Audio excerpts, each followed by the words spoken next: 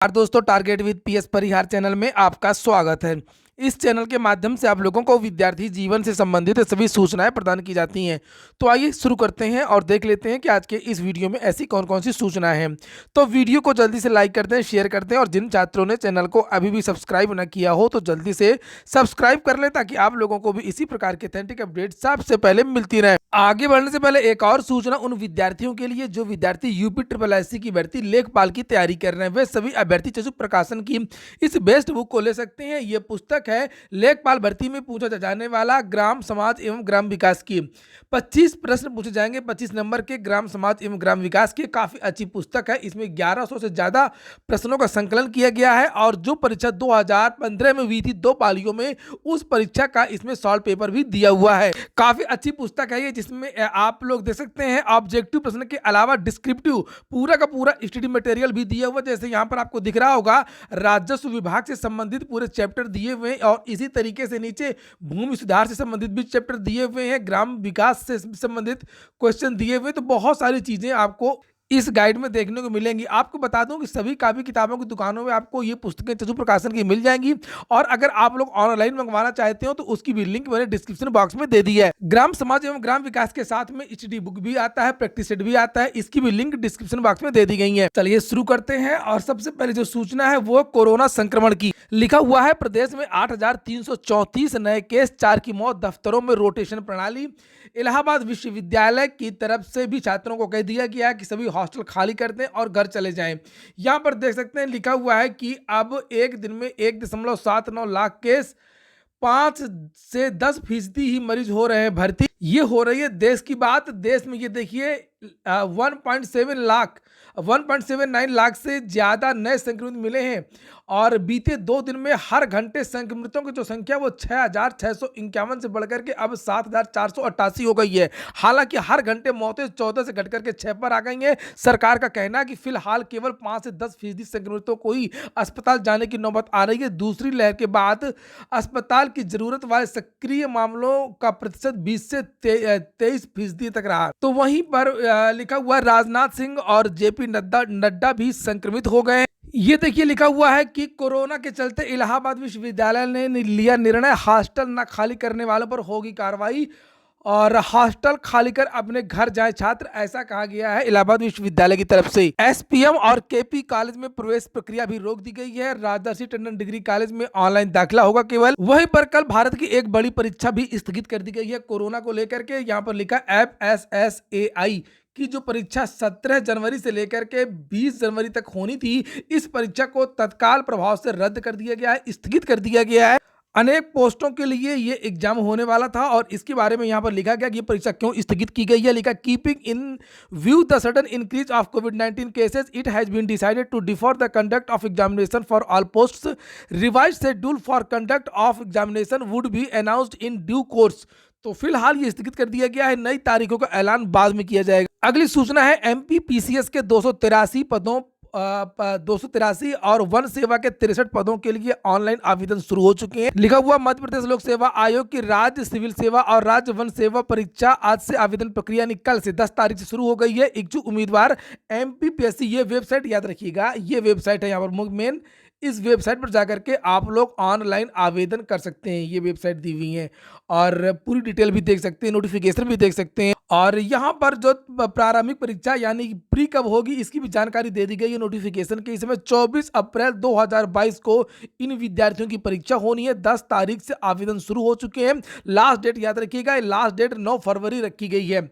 और इसके बाद वहीं पर आचार संहिता की वजह से 24.5 लाख टैबलेट और मोबाइल रोक दिए गए हैं जो विद्यार्थियों को वितरित किया जाना था। लिखा है उत्तर प्रदेश में चुनावी बिगल बजते ही 49 जिलों में करीब 24 लाख छात्रों के लैपटॉप और टैबलेट आचार संहिता में फंस गए। सभी जनपदों में गैजेट्स के वितरण पर रोक लगा दी गई है। प्रशासन को चुनाव आयोग के निर्देशों का इंतजार है। अगली सूचना है उत्तर प्रदेश लोक सेवा आयोग की।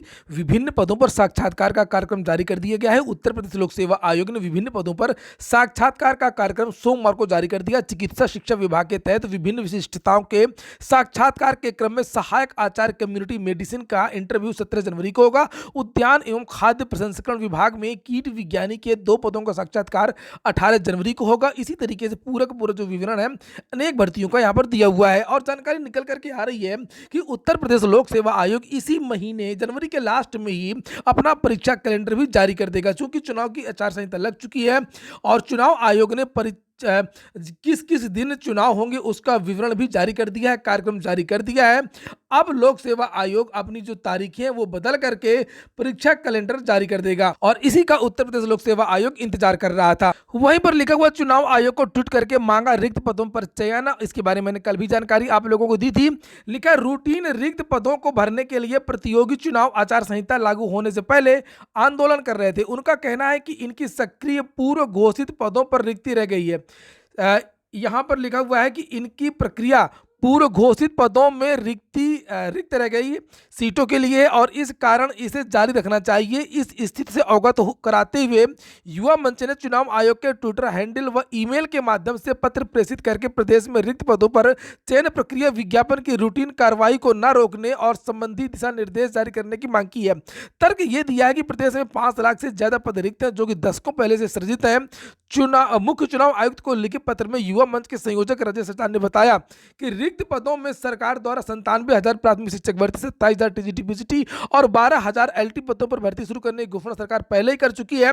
52,000 पुलिस और समूह ग के 40,000 बीपीएड के 48,000 पदों पर चयन प्रक्रिया शुरू करने की घोषणा भी की गई थी। लेकिन अगर इन प्रस्तावित भर्तियों की चयन प्रक्रिया को सुचारू रूप से जारी करने संबंधी दिशा निर्देश सरकार व चयन संस्थाओं को प्राप्त हो जाए तो इन रिक्त पदों को भरने में और ज्यादा देरी से बचा जा सकता है। तो ये एक सलाह दिया है और एक पत्र लिखा है चुनाव आयोग से, मांग की है छात्रों ने कि ऐसा दिशा निर्देश सभी भर्ती बोर्डों को दे दिया जाए कि जो भर्ती प्रक्रिया चल रही है, जो पहले से रिक्त पद हैं उस पर कोई रोक नहीं है। आज के समाचार पत्रों में नई वैकेंसी की भी काफी चर्चाएं हैं। जैसे विद्यार्थियों ने मांग की थी एपीओ भर्ती की, वर्षों से रुकी भर्तियों का विज्ञापन जारी कराने के लिए प्रतियोगी छात्र लगातार आवाज उठा रहे हैं। एपीओ यानी कि सहायक अभियोजन अधिकारी पद की भर्ती उन्हीं में से शामिल है। उक्त पद की भर्ती 2018 से नहीं आई है। उत्तर प्रदेश लोक सेवा आयोग प्रतियोगियों को भर्ती निकालने का आश्वासन देता रहा है लेकिन उसके अनुरूप कार्रवाई नहीं हुई है। तो बहुत सारे छात्रों के यहाँ पर नाम लिखे, एपीओ की भर्ती भी नहीं आई है और पीसीएस जे के लिए भी विद्यार्थी कई सालों से इंतजार कर रहे हैं। एपीओ के लिए और भी समाचार पत्रों में जानकारियां दी गई हैं और वहीं पर लिखा हुआ है कि टीजीटी पीजीटी के बारे में सूचना है। टीजीटी पीजीटी के चयनितों के समायोजन का घेराव, कार्यभार ग्रहण करने के लिए भटक रहे प्रशिक्षित स्नातक शिक्षक टीजीटी और पीजीटी 2016 और 21 में चयनित शिक्षकों ने सोमवार को उत्तर प्रदेश माध्यमिक शिक्षा सेवा चयन बोर्ड का घेराव किया। माध्यमिक शिक्षक संघ के प्रदेश संरक्षक डॉक्टर हरिप्रकाश यादव के नेतृत्व में प्रदेश भर से आए चयनितों ने समायोजन की मांग की। तो 2016 और 21 के ये वो छात्र हैं जिनका चयन हो चुका है लेकिन इन विद्यार्थियों को विद्यालय नहीं मिला है। वहाँ पर या तो तदर्थ पढ़ा रहा होता या तो कोई और उसके बाद में इन विद्यार्थियों को चयन बोर्ड के द्वारा समायोजित किया जाता है जब रिक्त पदों का अधियाचन आता है। तो वही विद्यार्थी हैं, यहाँ पर धरना प्रदर्शन कर इन विद्यार्थियों ने किया है और मांग की है कि इनको जल्द से जल्द समायोजित किया जाए।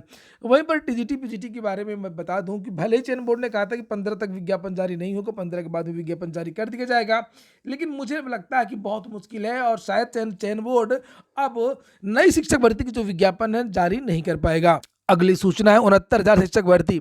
लिखा 69,000 शिक्षक भर्ती में नहीं हुआ आवंटन। बात हो रही है 6800 सीटों की, जिसकी अभी हाल ही में जो सूची जारी हुई है एसटी तो नहीं है, एससी और ओबीसी की। लिखा है 69,000 शिक्षक भर्ती में ओबीसी वर्ग के 6800 लिखा, यहाँ पर गलत लिखा है, 6,000 लिखा है, 6800 है वो। अभ्यर्थियों की मेरिट सूची तो जारी कर दी गई लेकिन 5 दिन बीत जाने के बाद भी जिला आवंटन जारी नहीं हो पाया। एनआईसी जिला आवंटन की सूची को अंतिम रूप नहीं दे पाया है।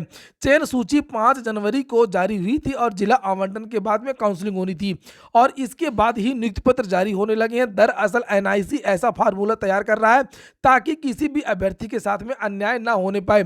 शिक्षक भर्ती वाले अभ्यर्थियों को मेरिट के मुताबिक ही जिला आवंटन हो और इससे पहले 2 चरणों में नियुक्त हुए शिक्षकों के साथ में अन्याय न हो।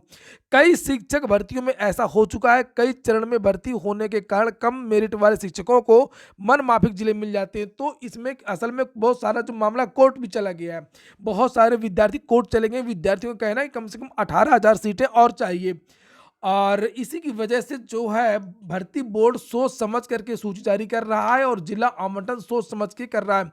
इसीलिए अधिकारी घबरा रहे हैं और अभी तक ये सूची जारी नहीं हो सकी है। देख लीजिए शासन और सरकार की लापरवाही का एक नमूना कि मंत्री परिषद के जो मंत्रिमंडल इत्यादि होता है वो तो तुरंत भर लिया जाता है और यहाँ पर विद्यालयों, विश्वविद्यालयों और जितने भी संस्थाएं हैं उनका ये हाल है। लिखा हुआ है 81% पद खाली, 15% के लिए भर्ती। बात हो रही है IERT प्रयागराज में। ये संस्थान है, एशिया का पहला इंजीनियरिंग डिप्लोमा संस्थान है, काफ़ी महत्वपूर्ण संस्थान था ये। और लेकिन यहाँ पर अध्यापकों की कमी है और मूलभूत सुविधाओं की भी कमी है। लिखा एशिया का पहला इंजीनियरिंग डिप्लोमा संस्थान IERT आज बुरे दौर से गुजर रहा है। वर्षों से शिक्षकों की भर्ती न होने से इस संस्थान में नियमित शिक्षकों के 81% पद खाली हैं। अरसे बाद भर्ती शुरू भी हुई तो रिक्त पदों के सापेक्ष सिर्फ 15% पदों पर आवेदन मांगे गए हैं। संस्थान में शिक्षकों के 176 पद स्वीकृत है और इनमें से 144 पद खाली हैं, यानी वर्तमान में 32 नियमित शिक्षक कार्यरत हैं। कुल मिलाकर के बहुत सारी सरकारें आई, बहुत सारी सरकारें गई इस बीच में। ऐसा नहीं है केवल भाजपा सरकार ही रही है, इसके पहले भी बहुत सारी सरकारें रही हैं और ये पद कभी भरे नहीं गए हैं। दुर्गत हो गई सरकारी संस्थानों की और कोई भी सरकार उत्तर प्रदेश को चलाने में सक्षम नहीं है। अगली सूचना है असिस्टेंट प्रोफेसर भर्ती की। लिखा गलत उत्तर कुंजी जारी करने से संबंधित ज्यादातर आपत्तियां आयोग पहले ही कर चुका संशोधन। अभी कुछ दिनों पहले समाचार पत्रों के माध्यम से जानकारी दी गई थी कि असिस्टेंट प्रोफेसर भर्ती के लिए 2 बोरा भर करके आपत्तियां विद्यार्थियों ने भेजी हैं। लिखा असिस्टेंट प्रोफेसर भर्ती परीक्षा की उत्तर कुंजी पर उत्तर प्रदेश उच्चतर शिक्षा सेवा आयोग को 5,000 से ज्यादा अधिक ऑनलाइन आपत्तियां प्राप्त हुई हैं, वहीं बड़ी संख्या में ऑफलाइन आपत्तियां भी मिली हैं।